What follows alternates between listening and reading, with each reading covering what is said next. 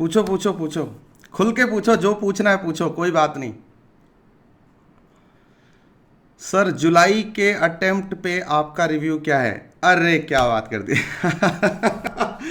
कमाल का रिव्यू है, सुनना चाहते हो? है कलेजा सुनने का? हिम्मत है सुनने की? अगर सुनने की हिम्मत है तो सुनाऊंगा, क्योंकि ज़्यादातर लोग ऐसा होता है कि जिनको सच बोलो बुरा लग जाता है। बचपन में जब अपन स्कूल में पढ़ते थे और सिक्स ऑनवर्ड जब अपने को संस्कृत का पेपर आया, तो हमें ना एक बुक मिलती थी जिसमें सिर्फ श्लोकाज पढ़ने होते थे। उसमें श्लोकाज की एक कैटेगरी होती थी जिसे हम बोलते थे सुभाषितानीज।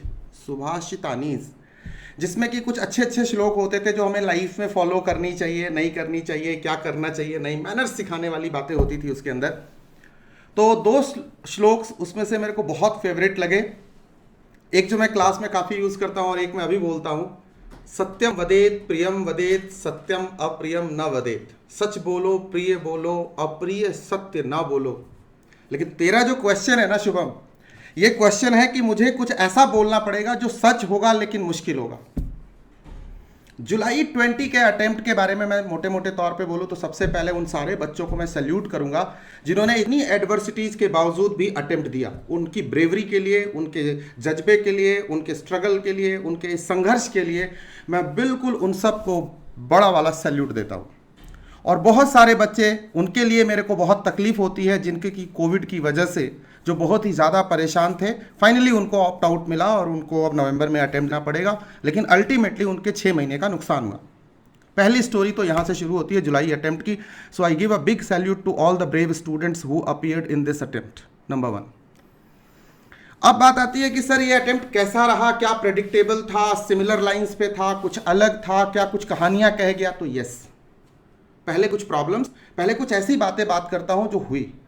सुनने को मिला कि sir advance account, account, FR, SFM, SCMP के पेपर बड़े लंबे थे, लेंदी थे। कॉस्टिंग के पेपर बड़े लेंदी थे। ये एक जनरल फीडबैक जो बच्चों के एंड से निकल के आया। दूसरा फीडबैक जो नजर में आया कि सर पेपर टफ था।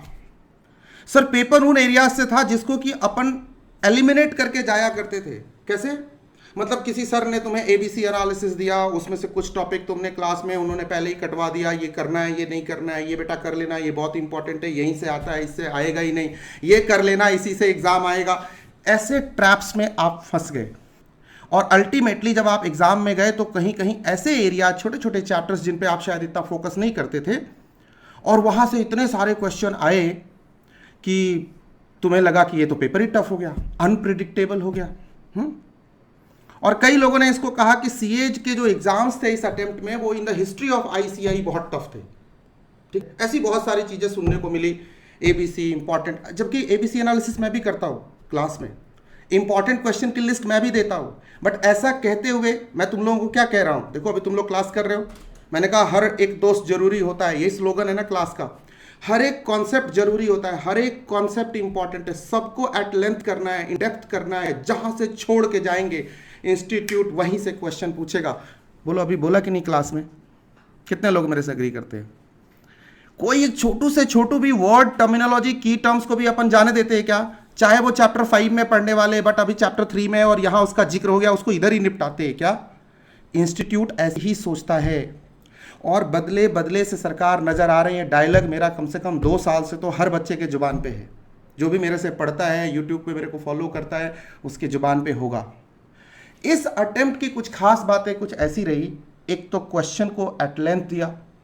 तो बेटे अगर आप जी का पेपर देखो, नीट का पेपर देखो, यूपीएससी के पेपर देखो, क्योंकि आप एक बड़ी बॉडी हो, आप दुनिया के सेकेंड लार्जेस्ट प्रोफेशनल बॉडी का अटेम्प्ट एग्जाम दे रहे हो और उसको पास करना है, तो इस लेवल पे जब अपन काम करते हैं ना, तो क्या होता है कि अपने से एक्सपेक्टेशन बड़ी होती है। देखो हर एक एग्जाम, इवन कैट का एग्जाम देने जाओ तुम, मैंने भी बड़े बड़े सारे एग्जाम्स दिए, हाई लेवल के एग्जाम्स दिए, पास भी किए, ऑल इंडिया लेवल के एग्जाम्स क्लियर किए मैंने, कॉम्पिटिटिव एग्जाम्स जिसमें बहुत डिस्क्रिप्टिव लिखा है। ठीक है, तो जब उन एग्जाम्स में अपन लिखते थे तो स्पीड एक बहुत बड़ा फैक्टर होता था। मैं हमेशा कहता हूँ ना कि थियरी पेपर्स में खासकर जो मेरी ऑब्जर्वेशन रही है, 90% बच्चे बिना अपने पेपर को लिखे हुए एग्जाम में जाते, पढ़ते रहते, read read read read read. और वो 25-75 का फॉर्मूला जो मैं आजकल लगातार दे रहा हूँ, उसके पीछे क्या लॉजिक है? उसके पीछे लॉजिक यही है जितना रीडिंग करते हो उससे ज़्यादा प्रोपोर्शन में recite, revise, recall, right and re right, ये डिमांड है आईसीआई की। इंस्टीट्यूट बदल रहा है क्योंकि इंडस्ट्री बदल रही है, उसके हिसाब से क्वेश्चन पेपर बदल रहे हैं। अब उसको हम आसान कह सकते हैं, मुश्किल कह सकते हैं। पहले क्या होता था कि हम एबीसी एनालिसिस कर लेते थे, पास्ट ईयर कर लेते थे, अमेंडमेंट्स कर लेते थे और ऐसे सोचते थे कि बस पेपर तो इसी से अब आ जाएगा। अब कर लिया हमने पास्ट ईयर, आरटीपी, ये वो, क्वेश्चन इसी से आ जाएगा। ऐसा क्यों सोचते हैं हम? इतने प्रिडिक्टिव क्यों हो जाते हैं? आपको ऐसा क्यों लगता है कुछ यूनिक एमसीक्यू आ सकता है, कोई नया केस स्टडी आ सकता है, कोई नई केसेस आ सकते हैं? अभी देखो, अभी बहुत सारे, जैसे जेबीएल का केस कराया, मैगी का केस कराया, तुमको टीएनटी लॉजिस्टिक्स का केस कराया ना, वॉलमार्ट का दो केस मैंने डिफरेंट डायमेंशन से कराया। इसी तरह से बहुत सारे 3M कॉर्पोरेशन का कराया। अपने बनाए हुए केसेस क्यों कराता हूँ? अभी कोई बच्चा मेरे से कहे सर तो आउट ऑफ सिलेबस पढ़ाते हैं, मैं तो मर गया यार, मेरी तो जान हलक पे अटक गई, मैं तो बर्बाद हो गया। मेरे बारे में रूमर फैला देते लोग और फैला भी होगा। बट क्या है, इंस्टीट्यूट क्या कह रहा है हमसे कि बेटा ऐसा है, ये तुम्हारा सिलेबस है, टोटल सिलेबस 100% सिलेबस, 100% एफर्ट के साथ पढ़ के, रिटर्न प्रैक्टिस करके, 3 आवर्स में एग्जाम लिखने की कैपेबिलिटी लेके आपको जानी है। कहना आसान है, करना मुश्किल है, बच्चों का चैलेंज बड़ा है। बात समझ रहे हो मेरी? तो ये जो है ना, ये असत्य है। मतलब ये जो असत्य, मतलब सत्यम वदेत प्रियम वदेत, सत्यम अप्रियम, अप्रिय सत्य है, असत्य नहीं है, अप्रिय सत्य है। ये सुनना बहुत मुश्किल है। बहुत सारे लोग अभी नाराज हो जाएंगे, तुम में से ही कुछ लोगों को लग रहा होगा सर ने डरा दिया। ना ना ना ना ना, ये सच्चाई है। इंस्टीट्यूट स्टेटस को चैलेंज कर रहा है, उसका पेपर चैलेंज कर रहा है, आपको भी क्लासेस में करना पड़ेगा, इसीलिए हम इतनी डिटेल स्टडी कर रहे हैं। ठीक है, और ये बात मैं कम से कम 3-4 अटेम्प्ट से लगातार बच्चों को मेंटर कर रहा हूँ, उनका माइंडसेट चेंज कर रहा हूँ। कहीं भी जहाँ आपको ऐसे पढ़ाया जाता हो कि बेटा ये पढ़ो, ये एलिमिनेट कर दो, या ये रीडिंग कर लेना, ये ऐसे देख लेना, वो वैसे देख लेना, आपको अब केयरफुली चुनना होगा अपने मेंटोर को जो आपको कॉम्प्रिहेंसिवली पढ़ाता हो, जो आपको हर कॉन्सेप्ट पे डिटेल में ले जाता हो, उस कॉन्सेप्ट के एग्जाम्पल्स में, लिटरेचर में, उसके हर एस्पेक्ट पे, केसेस पे। इस बार का इस बार का क्वेश्चन पेपर, जुलाई 21 का जो क्वेश्चन पेपर था, उसमें कुछ चीज़ें थी, जैसे मैं एग्जांपल दूं, case based, scenario based, MCQ. Audit का पेपर कितना क्लासिक पेपर था। डीटी और टैक्स में तो बच्चों की हालत खराब हो गई। मैं मान रहा हूं इस बात को, इंस्टीट्यूट ने टफ किया क्वेश्चन पेपर वहां पे। तो इंस्टीट्यूट को हम कह सकते हैं कि इंस्टीट्यूट ने बहुत ही गलत किया। इंस्टीट्यूट ने कई जगह तो मेरे को सुनने को मिला कि आउट ऑफ सिलेबस क्वेश्चन पूछ दिया। देखो ऐसा नहीं हो सकता, इस बात से मैं एग्री नहीं करता। आउट ऑफ सिलेबस, अब मान लो 3M कॉर्पोरेशन का केस या उससे मिलता जुलता केस स्टडी, उस पर सिनेरियो, उस पर क्वेश्चन इंस्टीट्यूट पूछ दे, तो तुम क्या कह दोगे? आउट ऑफ सिलेबस है। अगर मैं पोर्टफोलियो एनालिसिस में इंस्टीट्यूट कोई प्रैक्टिकल क्वेश्चन पूछ दे तो आप क्या बोलोगे? कि आउट ऑफ सिलेबस है। थ्रेट वल्नरेबिलिटी एनालिसिस में अगर कोई ऐसा डेटा दे करके कोई आपसे इंटरप्रिटेशन पूछ दे तो आप क्या बोलोगे? कि वो आउट ऑफ सिलेबस है। नहीं, आप ऐसा नहीं कह सकते। ठीक है, टूटा है, कुछ टूटा है, तिलिस्म टूटा है। पिछले 10 साल से जो मेरी ऑब्जर्वेशन है, मेरे सारे बड़े सारे दोस्त सीए बने और जो वो कहते हैं कि पिछले 10 साल में चार्टर्ड अकाउंटेंसी का कोर्स, उसके क्वेश्चन पेपर बड़े ही प्रेडिक्टिव नेचर पे जाते थे, सेट पैटर्न पे जाते थे। 10 साल पहले कुछ थोड़ी बात अलग थी। हर क्वेश्चन पेपर, हर अटेम्प्ट में कुछ ऐसे क्वेश्चन आते थे जो कि टीचर्स भी सोचते थे, घंटा 2 घंटा तब जाके डिसाइड कर पाते थे कि हाँ जो मैं आंसर दे रहा हूँ ये सही है। इंस्टीट्यूट बहुत सारे अच्छे क्वालिटी के सरप्राइजिंग क्वेश्चंस रखता था, लेवल के क्वेश्चन आते थे और लोग सोचने पे मजबूर होते थे और बच्चे वैरायटी ऑफ बुक्स एक्सप्लोर करके पढ़ने की आदत थी।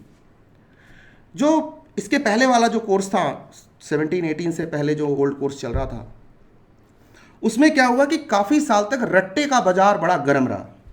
रट्टे का बाजार, प्रेडिक्शन का बाजार, एबीसी एनालिसिस, इंपॉर्टेंट क्वेश्चन जो मेरे से भी मांगते हो मैं भी देता हूँ क्योंकि वो तुम्हारी डिमांड है। बट देते हुए मैं बहुत सारे प्रिकॉशंस देता हूँ। पहले हम काफ़ी हार्ड वर्क करते, फिर स्मार्ट वर्क करते।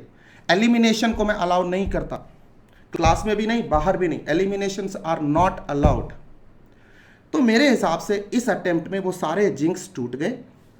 आईसीआई ने कहा तुम्हें नॉलेजेबल होना पड़ेगा, तुम्हें केस बेस्ड पढ़ना पड़ेगा, तुम्हें कॉर्पोरेट एग्जाम्पल सिनेरियो के साथ पढ़ना पड़ेगा, तुम्हें प्रैक्टिकल होना पड़ेगा, तुम्हें और तुम्हारे टीचर को कॉन्सेप्चुअल होना पड़ेगा, तुम्हें और तुम्हारे टीचर को प्रैक्टिसिंग प्रोफेशनल होना पड़ेगा अगर तुम एक प्रोफेशनल कोर्स की डिग्री लेना चाहते हो तो। तो तुम्हें क्वेश्चन भी समझ में आएंगे, तुम्हें हमारा पैटर्न भी समझ में आएगा, और तुम्हें 100% सिलेबस को पकड़ के चलना पड़ेगा, क्योंकि तुम जहां छोड़ोगे हम वहीं से पूछेंगे। अब तुम्हारे दिमाग में सवाल चल रहा होगा, Shubham and Rahul and Kanupriya, right, 3 लोगों का ये सवाल था, राइट। तुम्हारे दिमाग में चल रहा होगा सर इंस्टीट्यूट को ये सब कैसे पता चलता है कि हमने क्या पढ़ा और क्या नहीं पढ़ा, ये आप कैसे कह सकते हो।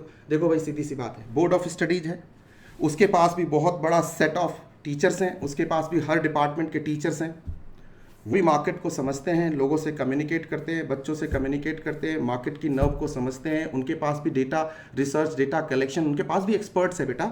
मेरे आप में से ही लोग एक्सपर्ट बन के वहाँ जाते हैं और वो वहाँ बताते हैं कि बच्चों का फोकस कहाँ है, बच्चे इस पेपर में क्या करते हैं, क्या नहीं करते हैं, कहाँ की कवरेज वो छोड़ते हैं, लास्ट पेपर में जाके कौन कौन से टॉपिक टीचर लोग अनमार्क करा देते हैं कि बेटा इससे तो 5 साल से नहीं आया, आगे भी नहीं आएगा। तो बस तुमने क्या करना होता है, तुम भी बस वही छोड़ देते हो। तो तुम्हें अब 100% स्टडी करनी है इन डेप्थ, और इंस्टीट्यूट को ये पता है, वो इसी हिसाब से क्वेश्चन सेट करता है, ठीक है। तो आपने क्या करनी है, case scenario based in depth study करनी है, और जैसा आप खेल रहे हो ठीक ऐसा ही खेलना है, तो जुलाई रिपीट नहीं होगी। अदरवाइज वो एक चांस की बात थी, थैंक्स टू गॉड, कि इस बार हमारा पेपर भी 25% पेपर थोड़ा सा क्रिटिकल था, इनोवेटिव था, बाकी 75% पेपर सेम पैटर्न पे था। जबकि वही लास्ट ईयर की बात करें तो वहाँ 1-2 क्वेश्चन ऐसे पूछ दिए थे लास्ट अटेम्प्ट में, नवंबर अटेम्प्ट में, जो कि स्टूडेंट तो छोड़ो टीचर्स भी फंस गए। नहीं, डिफरेंशिएशन, फोकस डिफरेंशिएशन लग गई ना पूरे इंडस्ट्री की। क्यों लग गई? जरा सी क्रिएटिविटी दिखाई इंस्टीट्यूट ने और लग गई। तो मुद्दा क्या है कि जुलाई का पेपर एक लीक से हट के पेपर था, एग्ज़ाम्स थे, चाहे फाइनल हो, इंटर हो, अभी फाउंडेशन होना बाकी है, और बहुत टफ था इसके बारे में रिमार्क देना। और एक छोटा सा, मैंने कहा था 2 श्लोक आज मैंने बचपन में पढ़े थे, उसमें से दूसरा रिपीट कर देता हूँ कि यो ध्रुवानी परित्यज्य अध्रुवानी निषेवते ध्रुवानी तस्य पश्यन्ति अध्रुवानी नश्यमेव। जो निश्चित को छोड़ के, सर्टेन को छोड़ के अनसर्टेन की तरफ, अनिश्चित की तरफ जाता है, उसका निश्चित तो सर्टेन अनसर्टेन हो जाता है और अनसर्टेन तो अनसर्टेन है। Don't do that. 100% कवरेज करो, कॉन्सेप्ट के साथ करो, केस बेस्ड करो, प्रैक्टिकल करो। इंस्टीट्यूट ने जो पैटर्न सेट कर दिया है नए कोर्स के अंदर, वो एकदम रिटन ऑन द वॉल है, उसको कोई बदल नहीं सकता। वो लेवल बढ़ेगा, केसेस और आएंगे, प्रैक्टिकल्स और आएंगे। ये मैं डरा नहीं रहा हूं, ये मैं बातों को क्लियर करके स्ट्रेट कर रहा हूं ना। जब हम रियलाइज कर लेते हैं कि हमको इसी रास्ते पे जाना है, तो फिर हमारी सारी समस्याएं खत्म हो जाती हैं।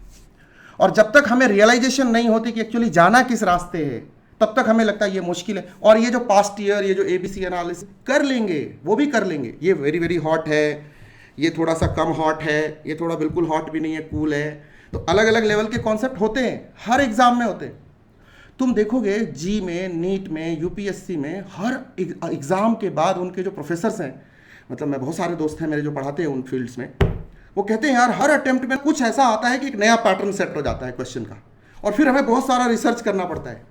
बट CA के एग्जाम्स में पिछले 8-10 साल से ऐसा कुछ नहीं हो रहा था। टीचर जैसे जो पढ़ के आया है, जो उसके रटे रटाए कॉन्सेप्ट है, बस उसी से दुनिया चला रहा है, चल रही है। जिसने जितनी मार्केटिंग करी, जितने जलवे दिखाए, जिसने जितना ग्लैमर फैलाया, जिसने जितने पैसे फेंके मार्केट में, जितने गायब्स किए, वो किंग है। जुलाई 2021 के पेपर ने ये सारी चीज़ों को, ये सारे जिंक्स को तोड़ के रख दिया। उसने कहा भाई आपको डिसाइड करना पड़ेगा which way you want to go. सीधी सी बात है। आई थिंक कि मैंने जो भी कहा ये थोड़ा बुरा लगा होगा, बिटर ट्रूथ था। सत्यम वदेत प्रियम वदेत, सत्यम अप्रियम न वदेत, नहीं बोलना चाहिए, लेकिन फैक्ट है। एज अ टीचर मैं आपसे झूठ नहीं बोल सकता और उन स्टूडेंट्स को भी नहीं बोल सकता। तो फिर मैं क्या बोलूँ, मैं जितने बच्चों ने इस बार अटेम्प्ट दिया है उनका पेपर बहुत अच्छा गया होगा और आगे वो अच्छा करेंगे। चलो अगला सवाल लो तुम लोग। और भी सवाल आ रहे हैं मेरे पास, नहीं लोगे पे। अब क्लोज करें सेशन आज का, काफ़ी था ये समझने के लिए। समझदार के लिए इशारा काफ़ी है, बिल्कुल समझदार के लिए इशारा काफ़ी है। और आई होप कि तुम लोग बिल्कुल अच्छे करोगे, इसी पैटर्न पे करोगे, टेस्ट देते रहोगे। इससे एक बात तो अब मुझे पता है तुम लोग टेस्ट दोगे। अबे छोड़ कहीं नहीं जाते तुम, जुलाई ने तुम्हें रास्ता दिखा दिया है। अब वैसे चिल्लाता था ना बेटा टेस्ट दो टेस्ट दो टेस्ट दो, पता पिछले अटेम्प्ट वाले जब टेस्ट लेने की बारी आती थी ना तो मुश्किल से 40-50% टर्नआउट होता था, राइट। ऑनलाइन टेस्ट में भी 40-50, 40-50% बच्चे ही आते थे। अब मुझे पक्का उम्मीद है कि 80-90% तो देने वाले हो तुम लोग। चलो, थैंक यू सो मच। हंसते रहो, मुस्कुराते रहो, जिंदगी जीते रहो, अपना, अपनों का, अपने दिल का बहुत सारा ख्याल रखो। You are watching AISSM with Om. कल एकदम dot 7 AM right on time रहने का, बिल्कुल डिले नहीं करने का। Will start and will finish on time. Thank you so much.